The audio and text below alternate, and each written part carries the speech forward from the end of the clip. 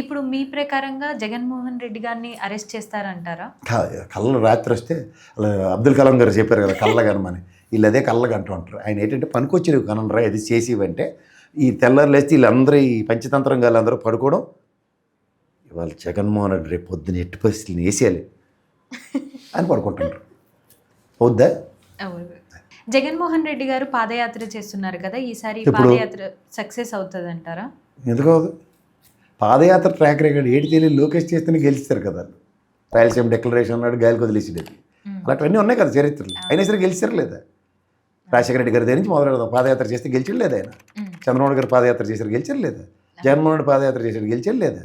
ఈసారి ప్రణాళిక తెగించి లోకేష్ గారు రన్నింగ్ రేస్ చేసి పాదయాత్ర చేశారు, అయినా గెలిచారు లేదా? అది ట్రాక్ రికార్డ్ ఆఫ్ పాదయాత్ర. కానీ ఒక్కటి మాత్రం నేను చెప్పగలను, జగన్మోహన్ రెడ్డి పాదయాత్రకి రాజశేఖర రెడ్డి గారి పాదయాత్రకి ఒక విశిష్టత ఉంది. ప్రజల యొక్క సమస్యల పట్ల ప్రజాస్వామ్యంలో ప్రజలు వాళ్ళని ముఖ్యమంత్రి కింద ప్రతిష్ఠించుకుంటే ప్రజల దైనందిన జీవితాల్లోనూ ప్రజల స్థితిగతుల్లోనూ పెనుమార్పులు తీసుకొచ్చిన సామర్థ్యం వీళ్ళిద్దరికీ ఉంది. చరిత్ర చూసుకోవాలంటే రాజశేఖర రెడ్డి గారి పాదయాత్ర సక్సెస్, ఆరోగ్యశ్రీ, ఉచిత కరెంట్ ఫర్ రైతులు అండ్ ఫీజు రీయింబర్స్మెంట్. ఇంజనీరింగ్ చదివే తల్లి, ఫీజు రీయింబర్స్మెంట్ ఉంది కదా, ఆ మహానుభావుడు ఇచ్చిందే కదా. చూసు ఎంత గర్వంగా చెప్పుకుంటున్నాను. అంటే నా వయసు అయిపోయింది, అప్పటికి నేను చదువు అయిపోయింది నాది. మీరు పిల్లలు మనకి అమ్మా నాన్న ఎంత చదివించారో అని కష్టపడి అన్న దగ్గర ఇంకా ఓ తండ్రి స్థానంలో ఉన్న ముఖ్యమంత్రి అయిన రాజశేఖర రెడ్డి గారి సేవ కూడా ప్రజలు మర్చిపోలేరు కదా. అందుకే వాళ్ళకి కూడా ఆయన చరిత్ర పురుషు కింద ఉండిపోయాడు. అలాగే జగన్మోహన్ రెడ్డి ఇంత అంటే ప్రభుత్వ పరంగా ఆరోగ్యం ఉంది అంటే ఆరోగ్యశ్రీ ఇస్తున్నారు, విద్య ఎలా ఉందో చూశాడు. అందుకే కదా నాడు నేడు స్కూల్లో పరివర్తన. అండ్ ఇప్పుడు రాజశేఖర రెడ్డిలను జగన్మోహన్ రెడ్డిలను గొప్పతనం అంటే మన ఇద్దరం చిన్నప్పటి నుంచి ఆ సెయింట్ జోసెఫ్ సెయింట్ ఆండ్రోస్లో వెళ్ళి వాళ్ళు టై కట్టుకుంటారు, బూట్లు వేసుకుంటారు, టక్ చేసుకుంటారు. ఇవన్నీ మనం ఫ్యాసినేటెడ్ జనరల్గా మాట్లాడదాం. మనం అప్పర్ ప్రైమరీ స్కూల్కి వెళ్తుంటే ముక్కు చెవుడి పలక చేత్తో పట్టుకుని వెళ్ళి స్కూల్ ఎగ్జాంపుల్ చెప్తున్నాను. మన చిన్నప్పుడు మనకి ఎలా ఉంటుంది, మనం చూస్తే రిక్షాలో వెళ్ళేవారు. నేనైతే చిన్నప్పుడు అదే చూసేవాడు, ఇలా చదువుకోవాలి మనం, ఆ స్కూల్కి వెళ్ళాలి ఇది అని. అక్కడి నుంచి మోటివేషన్స్ పెరిగినప్పుడు తరాలు మారిన అది జరగనప్పుడు, కానీ జగన్మోహన్ రెడ్డి అనే వ్యక్తి వచ్చిన తర్వాత విద్యా వ్యవస్థలో నాకు కూడా యూనిఫామ్ ఇచ్చి, నేను కూడా స్టైల్గా బ్యాగ్ పట్టుకెళ్ళి, నేను కూడా స్టైల్గా క్యాంటీన్లో భోజనం చేసే పరిస్థితి ఆ మధ్యాహ్నం లంచ్ పీరియడ్లో. అలాగే నేను కూడా ప్రైడ్గా ఐప్యాడ్ యూస్ చేసుకునే పరిస్థితి, నేను కూడా ఇంటర్నేషనల్ స్టాండర్డ్స్తో ఉన్న బైజూస్ కానీ ఇలాంటి ప్రోడక్ట్లతో చదువు. ఇది ఆయన పాదయాత్ర కంక్లూషన్. ఉదాహరణకి విద్య, వైద్య, ఆరోగ్యంలో అలా ఆరోగ్యం నాన్న ఎలాగో పెట్టాడు, ఏది మహానుభావుడు రాజశేఖర రెడ్డి గారు ఆరోగ్యశ్రీ. ఇంక మిగిలింది ఇంకేం చేయాలన్నాడు, సమాజాన్ని రీవ్యాంప్ చేస్తే. ఇప్పుడు ఎవడైనా సరే ఆంటర్ప్రెన్యూర్ స్కిల్స్ ఎట్ల నుంచి వస్తే, ఈ కడుపు నుండి అన్నం తినగలిగితే, నీకు ఒక ఉత్పాదకత నీలో నువ్వు పెంచుకోవాలంటే ఇంటి బాధ్యత బరువు లేదనుకో. అప్పుడు ఏం చేశాడు, అమ్మ కూడా ఇలాంటి పథకం ఇచ్చాడు. అంటే ఏంటి, నువ్వు పిల్లల్ని స్కూల్కి పంపించు, నేను యూనిఫామ్ ఇస్తా, బట్టలు ఇస్తా, వాళ్ళకి అన్నం పెడతా, షూలు ఇస్తా, పుస్తకాలు ఇస్తా, ఐప్యాడ్లు ఇస్తా, కానీ నీకు 15,000 ఇస్తాను ఇంట్లో. అంటే మనం ఏం చేస్తాం, చిన్నపిల్లల్ని ఆడ చదివేట ఆడికి పొద్దున్న తీసుకెళ్ళి మనం టీ కొట్లో 10 రూపాయలకి 20 రూపాయలకి పెట్టేదరా ఒక 15,000 రూపాయలు ఇంటికి వస్తుంటే is an earning member. Chandrababu గారు తెలుసుకోలేదు, సంపద నేను సృష్టిస్తానని చిన్నపిల్లడికి భరోసా ఇస్తున్నాడు. అమ్మ నేను చదువుకుంటే ఇలా కుటుంబానికి ప్రభుత్వ ప్రోత్సాహం. ఇప్పుడు మనకు స్కాలర్షిప్లు చదువుకున్న ఫ్రెండ్స్ ఉన్నారు మా బ్యాచ్లో, నీకు కూడా ఉంటారు. వాళ్ళకి ప్రభుత్వ ప్రోత్సాహమే కదమ్మా, అది ప్రోత్సాహం కాదు, వాళ్ళ ఎబిలిటీకి ప్రభుత్వం గుర్తింపు. అది అలా జగన్మోహన్ రెడ్డి మొత్తం స్కూల్ అందరికీ గుర్తింపించాడు. సో అట్లా అప్పుడు ఏమవుతుంది, ఎడ్యుకేషన్ సిస్టమ్ రీవ్యాంప్ చేసినప్పుడు చదువుకున్న వాళ్ళ పర్సంటేజ్ పెరిగినప్పుడు థాట్ ప్రాసెస్ మారుతుంది, సమాజంలో కన్సెన్సస్ పెరుగుతాయి, సమాజ హితం కోరే వాళ్ళు ఎక్కువ ఉంటారు. చదువుకున్నాడు కన్నా సన్నాసమైన అంటే నీ చిన్నజీరసంలో బైరగల్లో తిరుక్కుని రియల్ ఎస్టేట్ బ్రోకర్లు అవి అవ్వాల్సిన దౌర్భాగ్యం ఉండదు కదా. వీళ్ళు బ్రహ్మాండంగా చదువుకుని ఉత్పాదకత మీద ఆలోచిస్తుంటారు. దానికి నాంది పలికాడు.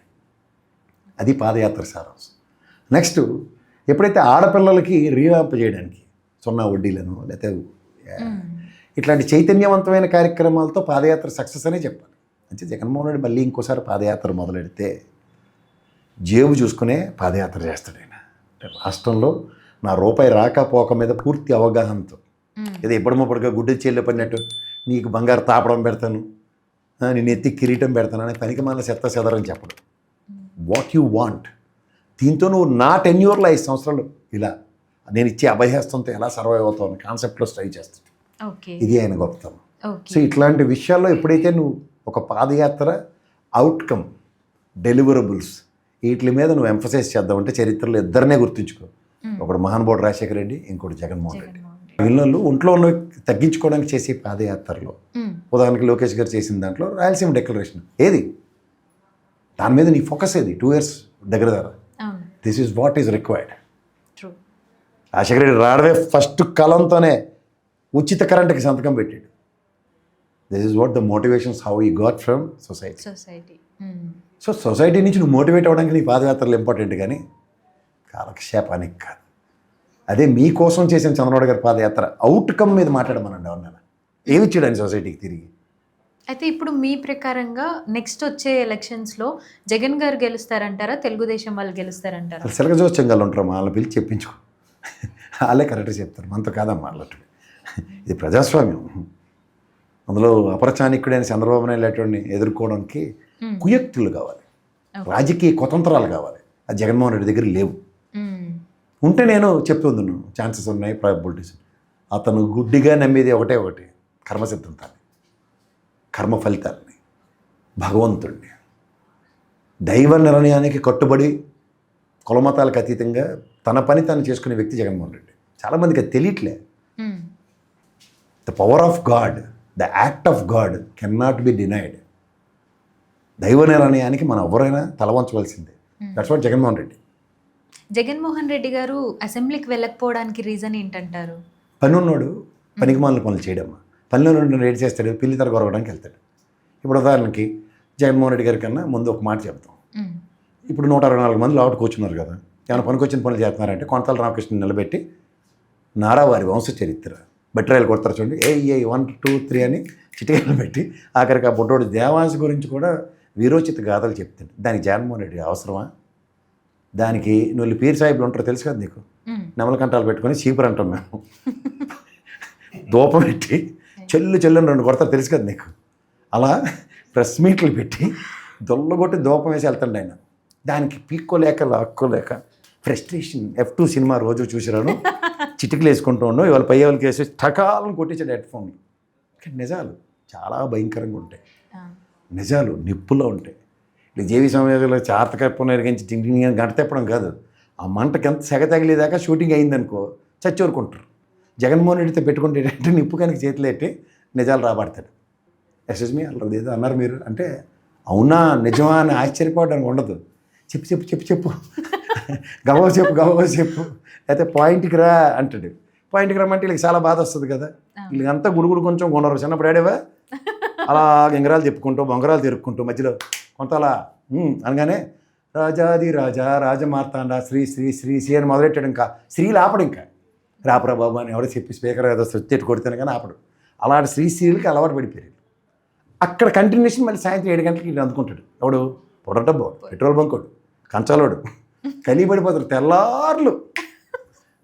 చేత ఈ అలవాటు పడిన ప్రాణానికి ఏంటంటే ప్రశ్నావళి గుణపాలు దిగడం ఇలాంటివి వాళ్ళు తట్టుకోలేరు. ఈ మధ్యలో ఆటలు అరటిపండ్లాగా ఈ పవన్ కళ్యాణ్ వాడు నన్ను ఏడిసేయమంటారు డాడీ అని అడుగుతాడు. నువ్వు కానీ వాటికి ఇలాగేసాయి అంటే సార్ నాకు తెలిసిన విద్యలు కొన్ని ఉన్నాయి, మా అమ్మగారి దగ్గర నేర్చింది. సీబ్రెట్ కడగడం నేర్పింది సార్ మా అమ్మని చెప్పి మెట్లు కడగడం ఇలాంటివన్నీ విన్యాసాలతో ప్రజల్ని రక్తి కట్టించడానికి ప్రయత్నిస్తారు. కానీ నిజంగా భక్తి ఉన్నోడు ఏడు చేస్తాడు. ఇలా కన్వర్టెడ్ హిందూస్ మంచి ఏడు జరిగిందో దాని మీద ఫోకస్ చేస్తే సారాంశం వేరేగా ఉంటుంది. కానీ గింగరాలు చెప్పుకుంటూ గుడుగుడు కొంచెం కొండరాగం ఆటలాడుకున్నారు అంటే అది ఎప్పటికీ తెలియదు.